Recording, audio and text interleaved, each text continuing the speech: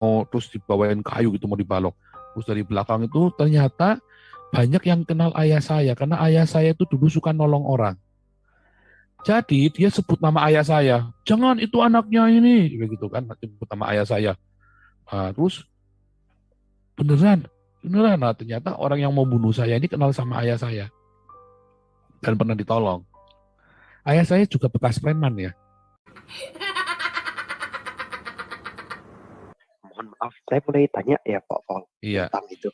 Apakah benar Pak Paul pernah masuk penjara dulu? Karena apa itu Pak? Dulu saya pernah di penjara sama keluarga saya ya, jadi karena difitnah. Jadi keluarga saya panik. Orang tua kami ada satu mafia lah, dia intervensi. Pokoknya saya harus di penjara. Mau diadu gitu kan. Nah, akhirnya dijemput polisi saya. Halo Pak Paul. Iya, Dion. Pak Paul. Iya. Saya ingin bertanya Pak Paul. Iya. Misalnya kalau saya sudah, Pak Paul kan kalau misalnya kadang berbicara, kadang debat dengan orang-orang mereka kan, misalnya mereka suka mutar-mutar kan, Pak Paul kan bilang, ngomong kasar kan, anjing ya bang. Mana saya pernah ngomongin bangsain orang, nggak pernah. Kan, saya nggak pernah bangsain orang, anjing-anjingin orang loh. Nggak pernah loh, serius. Saya ingat sekali yang semuanya saya omongkan, saya ingat. Karena saya kontrol Dion, Dion, saya itu selalu kalau saya ngomong, walaupun saya ngomongnya keras, saya kontrol loh. Saya selalu pilih perkataan saya. Saya nggak pernah bilang anjing bangsa. Kalau biad sering, tapi kalau bilang anjing bangsa itu nggak pernah saya. Bajing. Nah, tapi itu bukan ngomelin orang tertentu, tapi secara general, bukan langsung ngomong ke orangnya anjing kau, nggak pernah bilang begitu. Ya Pak. Bang, saya ngomong itu secara general. Karena di dalam firman Tuhan juga ada ini bangsa baji. Nah, Tuhan juga berkata begitu kan, bangsa baji. Sampai saja.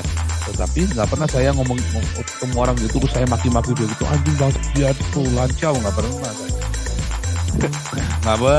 nggak boleh juga. Itu saya kontrol.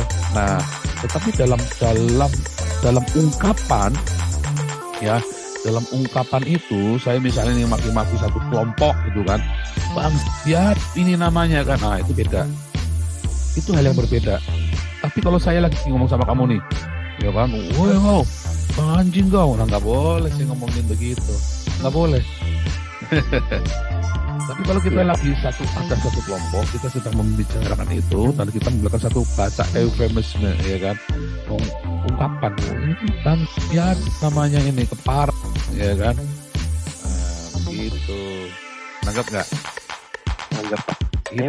Karena kita kontrol, karena coba amati deh kalau saya ngomong, nggak pernah saya maki-maki dia anjing kau lancau, nggak kayak orang Islam kalau maki-maki begitu, coba lancau, wah itu namanya maki-maki, itu namanya nggak boleh. Itu sudah hate speech. Ya.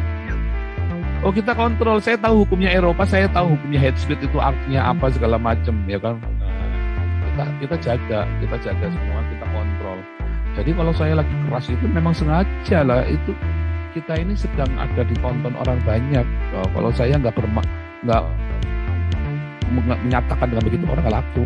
Kita harus kemas semuanya itu. Ini kan sebuah acara. Gitu Dion ya. Jadi hati-hati kalau kamu ikut-ikut, kamu nggak kontrol, kamu masuk penjara, kamu bisa digambarin orang.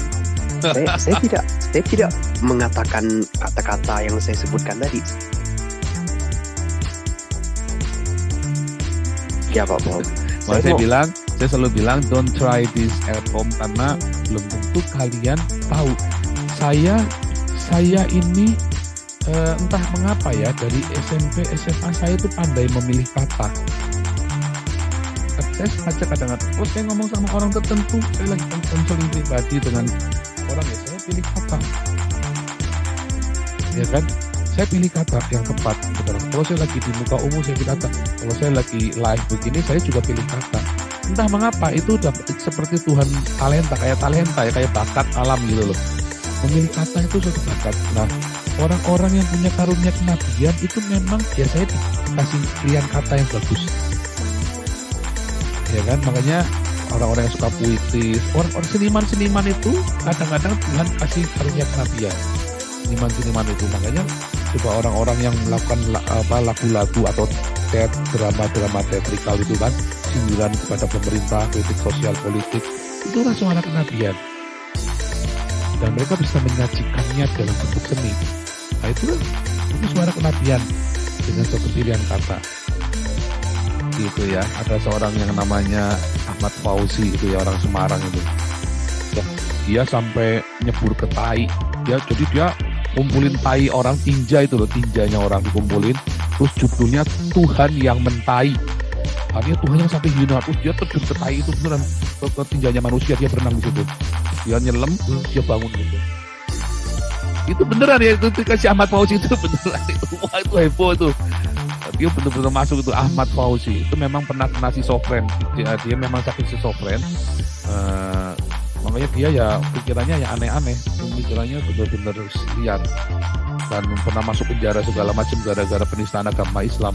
Bapaknya ketua FUI Semarang, ketua Forum Umat Islam Semarang, almarhum Bapak Sudaya. Itu heboh itu dulu. Ahmad Fauzi itu. Bukunya sempat ini ya viral ya bukunya itu ya. Bukunya itu judulnya itu Nabi Schizofren. Nabi Schizofren.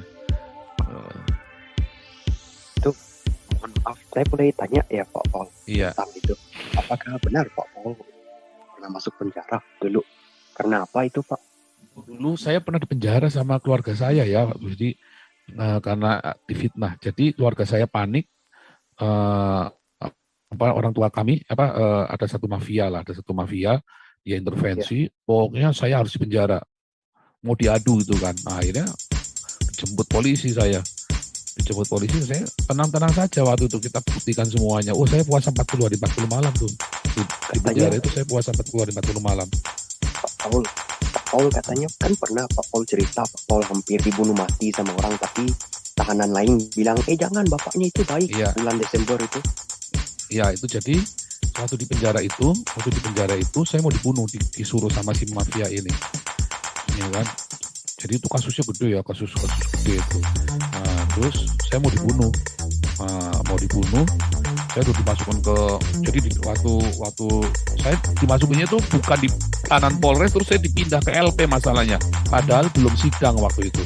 Terus saya dipindah ke LP, terus saya dicegat beberapa orang, mau terus dibawain kayu gitu, mau dibalok. Terus dari belakang itu ternyata banyak yang kenal ayah saya, karena ayah saya itu dulu suka nolong orang. Jadi dia sebut nama ayah saya, jangan itu anaknya ini, gitu kan, nama ayah saya. Nah, terus beneran.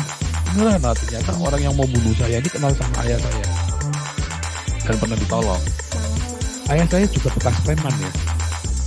Ayah saya bekas preman waktu mudanya dan banyak nolong orang. Ya sesama preman maksudnya kan. Jadi kalau orang-orang preman apa selalu nyari perlindungannya ayah saya. Terus dua kali kejadian gitu lagi. Yang satu terus dia udah bawa tali itu. Ya, bawa tali, saya mau diikat, mau dicekat gitu kan. Terus ada orang lagi. Mas, ini anaknya om itu mas. Coba mas. Konconin Den. Wah. Itu orang lain lagi itu, bayangin. Karena satu LP itu waktu itu berapa ribu orang itu kan. Itu bisa banyak yang kenal ayah saya. Itu 3 kali tuh saya mau dibunuh itu.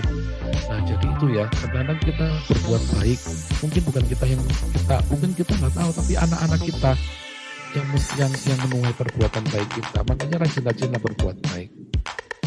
Itu terjadi beneran ya. Wah itu 3 kali tuh. Yang terakhir itu udah dibawain gunting itu saya. Jadi gunting aku dicukul semua, digundul.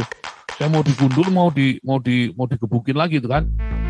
Wah terus ada yang lari. Dia bilang, wih ojo gara kenal itu. Kayak tanya ayahmu kan. Ternyata yang mengurus saya itu dulu pernah kerja sama ayah saya. Konyol sekali. Jadi waktu saya kuliah, dia pernah kerja ikut ayah saya. Jadi ayah saya udah bukan preman, tapi udah kayak orang inilah, kayak setengah paranormal begitu, kayak paranormal lah ya. Saya kan banyak orang konsultasi karena orang ini kerja sama ayah saya dulu, bantuin lah. Kerja apa pokoknya pernah kerja. Loh, aku ini dulu pegawainya ayah kamu. Loh kok gak pernah ketemu? Saya bilang, apaan? Oh, ternyata pas saya lagi kuliah tahun dengan 7. Jadi saya nggak pernah ketemu dia. Karena saya kuliah jarang pulang. Ya, saya kuliah itu pulang setahun sekali paling. Gitu ya. Nah, jadi jangan takut, pertolongan Tuhan itu selalu ada. Iya Pak. Gitu ya. Pertolongan Tuhan. Iya. Wah, itu saya itu 3 kali, makanya tadi ya masih pertolongan Tuhan gitu. Terus saya tuh langsung terkenang dengan ayah saya. Ayah saya itu memang udah mati saja, sudah mati saja, nama itu masih bisa melindungi anaknya. Tadi makanya saudara-saudara rajin-rajin diakonia, rajin-rajin bikin baik ya. Bisa mungkin jangan sampai dia orang.